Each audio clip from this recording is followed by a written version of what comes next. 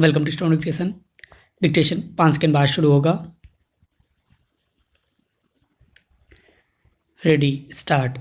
महामारी कोविड-19 रोधी वैक्सीन लगाने की तैयारियों को अंतिम रूप देने के बीच प्रधानमंत्री की मुख्यमंत्रियों से होने वाली बातचीत से यही संदेश निकलना चाहिए कि इस देशव्यापी अभियान में केंद्र और राज्यों के आपसी सहयोग में कोई कसर नहीं उठा रखी जाएगी।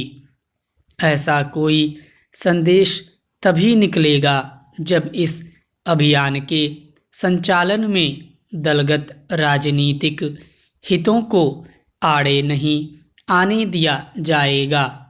यह शुभ संकेत नहीं कि जहां कुछ विपक्षी नेताओं ने वैक्सीन को लेकर लोगों को गुमराह करने वाले बयान दिए, वहीं कुछ ने उन्हें मंजूरी देने की प्रक्रिया को लेकर गैर जरूरी सवाल खड़े किए। ये सवाल खड़े करते समय इसकी अनदेखी ही की गई कि आखिर कोई सरकार ऐसा काम क्यों करेगी जिससे उसकी साख को चोट पहुँचे। हालांकि यह पहले से स्पष्ट है कि चिकित्सकों, स्वास्थ्यकर्मियों समेत कोरोना संक्रमण का आगे बढ़कर मुकाबला करने वाले करीब 3 करोड़ लोगों को मुफ्त वैक्सीन लगाई जाएगी। फिर भी कुछ मुख्यमंत्री यह चाह रहे हैं कि संपूर्ण टीकाकरण अभियान मुफ्त हो। सभी को मुफ्त वैक्सीन लगाने की मांग सुविचारित नहीं कही जा सकती। यह तो समझ आता है कि निर्धन तबके और खासकर गरीबी रेखा से नीचे रह रहे लोगों को मुफ्त वैक्सीन उपलब्ध कराई जाए, लेकिन यह ठीक नहीं होगा कि जो आर्थिक रूप से समर्थ हैं उन्हें भी मुफ्त में यह सुविधा उपलब्ध कराई जाए। जो सक्षम हैं कम से कम उनसे लागत मूल्य तो लिया ही जाना चाहिए। इससे सरकारी खजाने पर बोझ भी नहीं पड़ेगा और निर्धन तबके के ज़्यादा से ज़्यादा लोगों को मुफ्त टीकाकरण में भी मदद मिलेगी। जब राज्य सरकारें इससे अच्छी तरह परिचित हैं कि कोरोना संकट के चलते सरकारी कोष पर दबाव है, तब फिर इसका कोई औचित्य नहीं कि समर्थ लोगों को भी मुफ्त वैक्सीन लगाने की मांग की जाए। कहना कठिन है कि सभी को मुफ्त वैक्सीन लगाने की मांग पर क्या फैसला होगा, लेकिन उचित यही है कि इस मांग पर जोर देने के बजाय स्वास्थ्य ढांचे को मजबूत बनाने पर ध्यान दिया जाए। आवश्यकता इसकी भी है कि टीकाकरण अभियान के दौरान केंद्र और राज्य सरकारें यह सुनिश्चित करें कि उनके विभिन्न विभागों में हर स्तर पर तालमेल न केवल कायम होगा बल्कि वह नज़र भी आएगा। ऐसा इसलिए होना चाहिए क्योंकि यह विश्व का सबसे बड़ा टीकाकरण अभियान है। पूरी दुनिया की निगाहें इस अभियान पर होंगी। इस अभियान का सफल संचालन न केवल महामारी को परास्त करने में सहायक बनेगा बल्कि वह भारत की सामर्थ्य का परिचायक भी साबित होगा। इससे बेहतर और कुछ नहीं कि इस अभियान को इस तरह चलाया जाए कि वह पूरी दुनिया के लिए नज़ीर बने। चेंज। सरकारी अस्पतालों में बदइंतजामी, लापरवाही, मरीजों के साथ बदसलूकी वगैरह को लेकर अंगुलियां उठती रहती हैं, मगर विडंबना है कि स्वास्थ्य संबंधी अनेक योजनाएं और देश की बड़ी आबादी इन्हीं के भरोसे हैं। महाराष्ट्र के भंडारा जिला अस्पताल में लगी आग ने 10 नवजात शिशुओं की मौत ने एक बार फिर सार्वजनिक स्वास्थ्य व्यवस्था पर से लोगों का भरोसा कमजोर कर दिया है।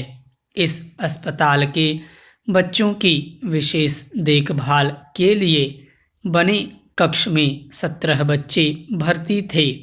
उस कक्ष में बीते शुक्रवार की रात आग लग गई। जब तक बचाव के उपाय किए जाते तब तक आग और धुएं में 10 बच्चों ने दम तोड़ दिया।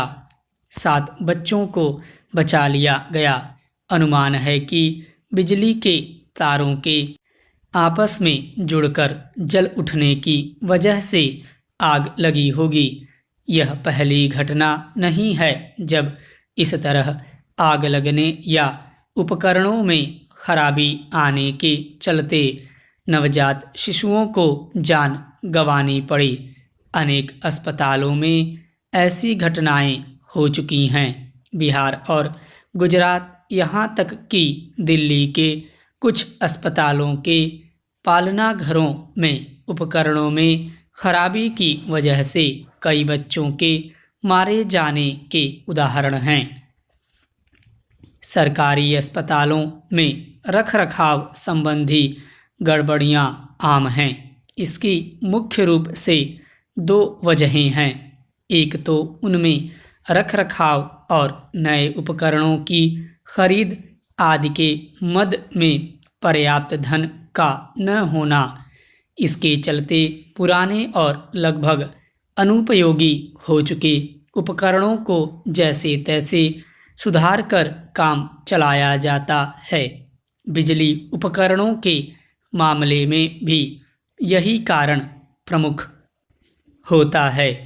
पुराने पड़ गए तारों को बदलने की जरूरत नहीं समझी जाती। आजकल बिजली से होने वाली दुर्घटनाओं को रोकने के लिए आधुनिक उपकरण आ चुके हैं जो तारों के गर्म होकर जल उठने की स्थिति में स्वतः बिजली काट देते हैं, मगर सरकारी भवनों में ऐसे उपकरणों की उम्मीद बेमानी ही कही जा सकती है। इसके पीछे दूसरा प्रमुख कारण है सरकारी कर्मचारियों का अपने कर्तव्यों के प्रति संजीदा न होना। इसी के चलते न सिर्फ आग लगने बल्कि अस्पतालों में ऑक्सीजन की कमी, गलत दवाएं देने, मरीज का समय पर इलाज न शुरू करने आदि के चलते कई मरीज दम तोड़ देते हैं। अस्पतालों में नवजात शिशुओं के लिए बने कक्ष और गहन चिकित्सा कक्ष बेहद संवेदनशील जगहें होती हैं। उनमें उपकरणों के रखरखाव पर विशेष ध्यान रखने की अपेक्षा होती है, मगर अस्पताल प्रबंधन इस तकाजे को नहीं समझता, जिसका नतीजा होता है कि हर साल अनेक बच्चे नाहक अपनी जान गंवा देते हैं। ऐसी घटनाओं के बाद आमतौर पर कुछ कर्मचारियों की बर्खास्तगी, पीड़ित परिवारों को मुआवजे की घोषणा आदि करके काम पूरा समझ लिया जाता है। भंडारा जिला अस्पताल में हुई घटना के बाद भी वही सब दोहराया गया, मगर ऐसी घटनाएं हमारे लिए एक सबक की तरह होनी चाहिए ताकि दूसरी जगहों पर इन्हें दोहरने से रोका जा सके। कम से कम बिजली उपकरणों की वजह से आग लगने की घटनाओं को रोकने के लिए तो अत्याधुनिक उपकरण लगाए ही जा सकते हैं।